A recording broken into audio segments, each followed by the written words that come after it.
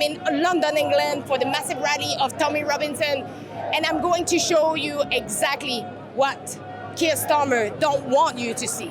Tomorrow's march in London is a reminder of what we're up against in the battle of our values. The organisers, including convicted thugs and racists, are peddling hatred and division, plain and simple. Their goal is to convince people that Britain's problems are caused by those living alongside them. I'm furious because I'm an ex-military. I was in the RAF for 12 years. I served my country. I'm very proud of my flag. According to Keir Starmer, I'm a racist bigot, but if you look around you, look at the people here, just spin your camera there, look at this lovely lady. She's a beautiful lady. But this is the most important moment in our generation. If we don't send a message in our next election, if you don't register to vote, if you don't get involved, if you don't become activists, we are going to lose our country forever. If you look around, you can see mother, children, fathers, brothers, Iranian supporters. I don't see no more unity than Iran screaming UK in a demonstration. Alex Alavo for Ruben News, and I'm here in London, England for the big Tommy Robinson rally that is currently taking place just behind me. They are marching towards Parliament Square, where the stage is. We will hear from different speakers, but it is so funny how Keir Starmer is so afraid of his own people. Not only he decided to ban entry from commentator, activists, politicians, and as well journalists. He banned access to my boss, Israel Event, as well as Evie Mini. Let's have a look at who Keir Starmer bans. Come on. And on free speech, that has long lived in this country, free speech. It's one of the founding values of the United Kingdom. And we protect it jealously and fiercely, and always will. And we will bear down on any limits on free speech. We've had free speech for a very, very long time in the United Kingdom, and it will last for a very, very long time. We've had free speech for a very, very long time here, so we're very proud about that. We'll protect it. And it is why Israel Event is not backing down. He's actually suing Keir Starmer, and you can help him at letusreport.com. If you want, you can chip in to help this legal action against socialist Keir Starmer. No, a few years ago, I was awarded the Queen's Jubilee Medal for advancing freedom of expression. That was after I published the Danish cartoons of Mohammed. I think Queen Elizabeth, may she rest in peace, would be deeply disturbed by Keir Starmer's censorship and his blacklist. Today I'm going to show you exactly what Keir Starmer doesn't want you to see. The truth. Who are these people? They are not far-right agitators. They are not extremists. They are not dangerous people. We talk about family. We talk about people from all kinds of community and diaspora. So I'm going to show you the truth, and you can help me offset my travel expenses because it's not cheap to travel here in England. So you can donate at TommyReport.com. Thank you. And now let's watch the video.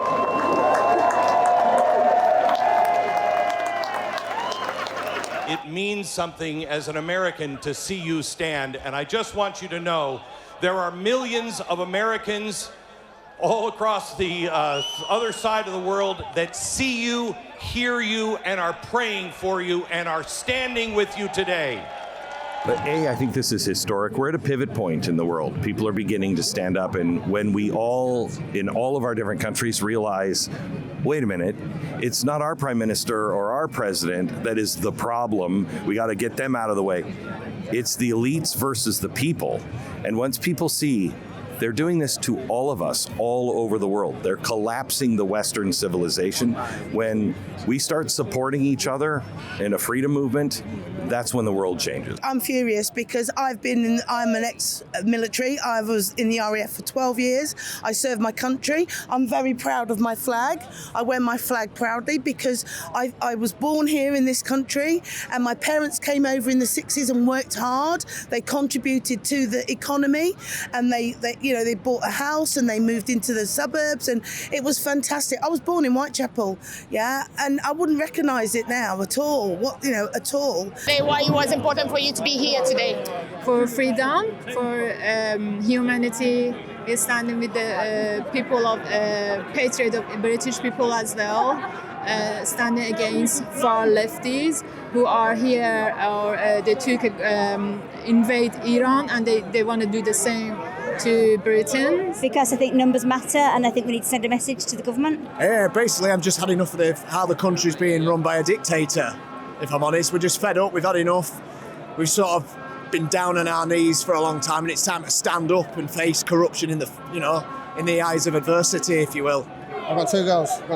Who I worship. The reason why I'm here is for them. If I sat at home and did anything, I'm not doing nothing. I'm here for them.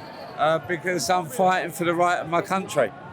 Yeah, that's why I'm here. I fought for this country. I don't want it to be overtaken by Islamists and communists. We fought for slavery, we brought technology to the modern world, and we're letting our enemies into this country. Because I still believe that we can save the UK, but not only save, but also make UK great again by reviving true British spirit. These are the British people. There's no violence, there's no far right, there's nothing. So it was important for me to be here just as a witness to history, and then I was asked to speak, and now I've been told that I may not come back. I may not be allowed back if I speak, which, fine with me. I mean, I love Great Britain. The history here, we are one, as you know, we're from the same parentage. But if I'm banned for the things that I'm going to say today, Great Britain's already lost. It's already lost. I'm only going to be talking about first principles. I'm going to be talking about the founding principles of America that came from here. And if you're going to call me a hater for those, then I'm sorry, Great Britain. I don't want to come and visit you. There is nothing here. People need to wake up. If that's what they're banning, the British people need to wake up and stand up, and I'm glad that they are. To be part of this movement, the Pink Ladies is important. It's bringing light to the fact that so much more is going on with regards to not protecting our women and children in this country. Everybody I speak to, women, don't feel safe. They don't feel safe for their children. Even in school, it's becoming a huge problem. We aren't politicians. We are not activists. We're just mums. Ordinary women who never ever imagined we would one day feel compelled to stand on a stage like this. Like so many women, we've reached a point where speaking up feels less frightening than staying quiet. But for many, attending an event organised by our good man Tommy here can threaten livelihoods, destroy reputations, and even put families at risk. Now that should concern every single person here, because people should not feel afraid to peacefully stand beside their beliefs that they hold, especially when it concerns children. Ezra, that you're banned. I could not believe that such a lame-duck Prime Minister made the foolish decision to ban so many amazing speakers. And you'll see it again on Saturday at a march designed to confront and intimidate this diversity and this diverse country That is why this Labour government will block far-right agitators from travelling to Britain for that event. Keir Starmer have blocked, cancelled visas of multiple people, including my team, Ezra Levin and Avi Yemini. What do you think of that? Well, that's well to me. I mean, it's a bit sounds like a dictatorship to me. I mean, Ezra, we miss you. You know, he's such a wonderful reporter, and Avi as well. They're both wonderful reporters, and they're telling the truth. They're reporting the truth. And the thing is, they don't want to hear the truth. And we need people like Ezra to come and to show the world that, you know, we are a peace-loving, you know, peaceful British people. You know, we're not aggressive. We're not, you know, far right. We're not Nazis at the end of the day. You know, I'm not a Nazi. You know, I'm just wanting free speech. I want to be able to speak how I want, and I want to be able to express myself the way I want to express myself, but not have to be dictated to by and be scared. I think he's teaching the world that we are on the way to becoming North Korea. And you want to be able to have a debate. People can't be banned. People can't be silenced. We are not living under communism. And Keir Starmer is very inspired by the IRGC, unfortunately. He's incrementally implementing censorship, but enough is enough. Ezra has been honored by the Queen.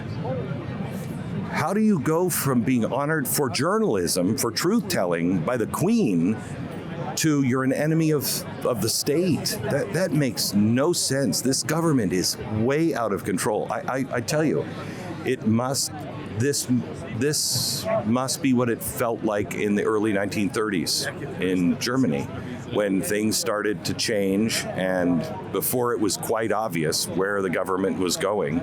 He's not banning the boats that are coming through. He's not using the military to protect the borders, but he bans people that can come in and have a different opinion to him and the left side of the political state. It's ridiculous. Just because we have a different opinion to him doesn't mean those people shouldn't be allowed to speak. It's called freedom of speech for a reason. And if he's physically stopping people from coming into the country with a different opinion, then I don't know what's more authoritarian, really. That's not a democratic process at all. It's absolutely disgusting. He can ban me, but he cannot stop you. He cannot ban you from voting. He cannot silence you. He cannot cancel you. And I am with you. I will always be with the British Lions. Always with the British women. He's banning people from overseas. What's that? And he's not blocking the boat. Do you think he's banning people? Because we're winning. We're getting there. We are coming together. We're getting bigger and bigger and bigger. And message is getting across. A lot of people didn't even think about politics 10 years ago. I didn't. I'm here now because the only way to beat these people is by doing something about it. I don't know about politics 10 years ago. Now I do. Now coming here, just by being here, just by being a number, an extra person in this rally. That's it. Well, he's just showing his true hand there, isn't he, really? You just have to look at a man by his actions, not by his words. He's an absolute abhorrent, horrible individual of a person. And all we can say is please support us. We are the voices of the British people. We need your support more than ever now. Please help us. He's a communist dictator. Communist dictator, that's pure and simple. At the end of the day, what happened to free speech? There was men that have died on the battlefields of Europe for free speech, and you're calling us Nazis. He's a communist, simple as. I don't even have to explain that. Every Saturday since October the 7th, Keir Starmer has allowed Palestinian marches on the streets of London, spreading hate. Not only spreading hate, every week we're hearing about Jews being killed, being attacked, and nothing happened. If the West feels so sorry for the Israeli Zionists, why don't they give a place in Germany? Why don't you go to Hitler's back garden and make an occupation there? Then they will know what kind of people these are. Why every so many 100 years the Zionists get slaughtered? Because Hitler knew how to deal with these people. As soon as there's a march against this, he blocks speakers. It speaks for itself. Keir Starmer has to go. Don't forget, take a minute. Just go over TommyReports.com. Just chip in what you can. Make sure I can do those kind of story again and again, because the truth, it's really important. Thank you, Duff. Thank you, Duff. Thank you.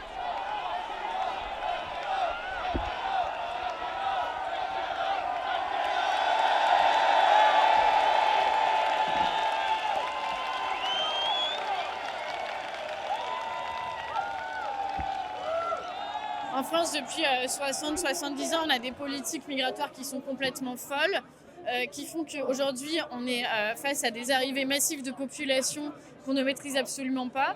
Et donc, on a des étrangers, notamment d'Afrique ou du Maghreb, qui arrivent, qui sont déjà là. Certains sont même nés en France, mais dans leur tête ne sont pas français, qui arrivent en masse et qui imposent leur culture dans une société européenne qui est plus proche du code civil que de la charia. Voilà.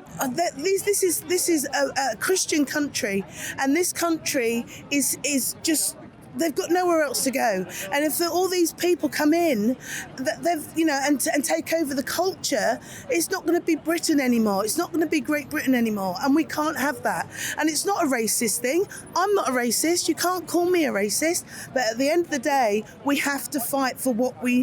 It's a spiritual battle, though, guys. This is the thing. We have to come back to Christ. Christ is King, and we must come back to Christ because at the end of the day, we are a Christian nation. That's why the country's divided, is because we're being told that we can't speak up, but we have to accept everything that's thrown at us, and it's not right. It's not right at all. You just mentioned that he's not using those power to block and to stop illegal migrants on the boats. Why he's not doing so, do you think? In my personal opinion, it's because they can bring them in, they can house them, they can feed them, and they can give them the indefinite leave to remain, and then they get more voters. Because who are you going to vote for? The people that gave you the housing, that gave you the money, that gave you everything. So you're going to vote for them, and then that keeps people like us out. One of their votes cancels out one of our votes. So they're already winning. They let in 500,000 British votes down the toilet, and that's the sole reason, in my opinion, the sole reason. If it wasn't for one man who didn't choose the life or the money, he chose to fight for humanity. He chose to fight for the most important thing we have, and that's our free speech. So right now, for 60 seconds, I want the loudest roars and a round of applause to Elon Musk. Oh, you're a far-right agitator. According to Keir Starmer, I'm a racist bigot, but if you look around you, look at the people here, just spin your camera there, look at this lovely lady. She's a beautiful lady, and she's had no abuse. This is not. 2 days ago, he got up and was telling everyone this is a right-wing racist march. Absolutely wrong. Absolutely. Have you seen any racists here? Have you seen anything? No. So if you look around, you can see mother, children, fathers, brothers, Iranian supporters. I don't see no more unity than Iran screaming UK in a demonstration. That is unity, not Palestine screaming kill the Jews, but Iran screaming UK. That's unity, not Keir Starmer's Britain. It's lost its meaning, far-right racism. It's lost its meaning in this country now. As you can see today, we don't care. The amount of people that have turned up, we've been called racist before, time and time again. It's completely lost its meaning. I'm against what Keir Starmer said because this is UK has always been a country who welcome all the nations from around the world, and I think Keir Starmer's government is failing UK Britons and other people. They came here to run away from Islamic Republic of Iran. They basically failing all humanity, Keir Starmer's government. It's just an absolute disgusting way to sort of slander us all in that sort of rhetoric. We're not all like that. We're decent, we're hard-working human beings, you know what I mean? We just want fairness. Why do you think he's doing that? What, calling us far-right?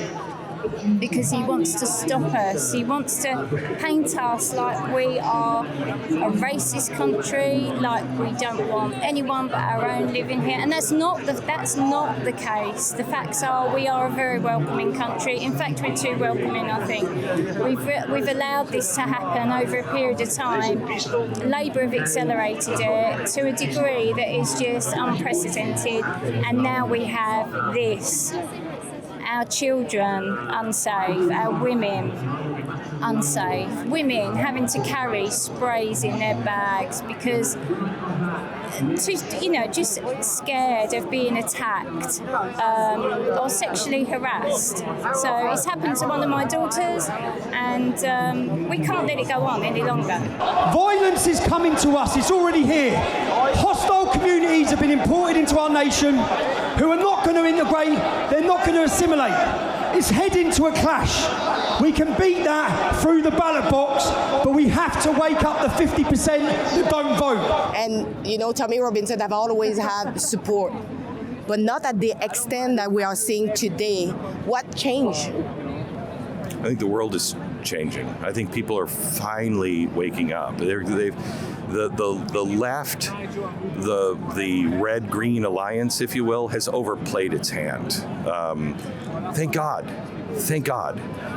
Because they were slow boiling us for a long time and people were refusing to wake up. I think in England, what has happened this week with the banning of speakers, freedom of speech, I don't think that's playing well. I mean, I've been hearing from people saying, I didn't have any intention of going, but I'm going now. I don't know if that'll turn out, but people are waking up. He's now been able to unite the kingdom. He's the only person that's able to bring this many people together. None of the politicians can do it. Tommy Robinson can do it because he's speaking the truth. Yeah, and he can see it. And he's been saying this for years and years and years. And he's been saying the truth, but they don't want to hear the truth. So he's been demonized. And now people realize, well, he's not that demon that they're saying he is. I think finally the grooming gangs have been exposed more than they ever have before. It's quite obvious that all over the country there are grooming gangs under Pakistani rule happening. People are being raped, treated like shit, and ignored by the media. If you watch Tommy Robinson's YouTube documentary Silence, it shows you the lengths that the state go to silence people that have these opinions and know what the Syrian refugees do, what these refugees do to people over here. And I'm not saying that we shouldn't welcome any immigration.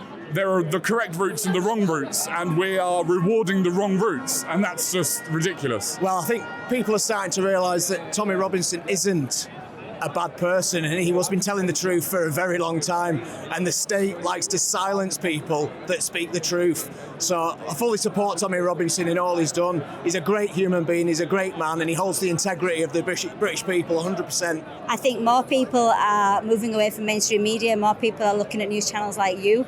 More people are actually seeing what's really happening out on the street. They're seeing what's happening when they walk out of the door. They're seeing what's happening when they go to the supermarkets. They're seeing the change in the country, and they're seeing that something needs to be done. People are waking up. People are realising that Tommy Robinson has spoke the truth. The grooming gangs are coming through. Tommy spoke about this for years. People are sick of the boats coming over. Simple as that. We're happy for migration. England was built on migration. We want migrants to come, but we want them to be legal. We want to know who they are. What changed? I think people are waking up and woken up. I think it's taken too long for people to wake up. I think people have probably spoken about these things amongst themselves or in silence, been too scared to speak up. And, I think Tommy's great in what he's done. He's for his country. Let's face it, they've put him in prison how many times now for a movement that, look at this following today. This speaks louder than words, right? The amount of people that are here, and it gives you a sense of patriotism and hope, because I think the British people are losing hope, and this is bringing us all together. Stand up like Donald Trump does in America. Look after your own country first. Charity begins at home. Look after your own veterans on the street, your own homeless, your own people, your own women who are getting abused, who can't get housing, men sleeping in the doorway who've lost their careers. The industry's gone. Look after your own country, then develop the rest of the world. I hope you enjoyed my full report. In the meantime, if you can, please go over TommyReport.com, chip in what you can to make sure that I offset my travel expenses so I can come back and report on those important stories. So I repeat, it's TommyReport.com. Thank you in advance, and don't forget to share that video. Please share the truth.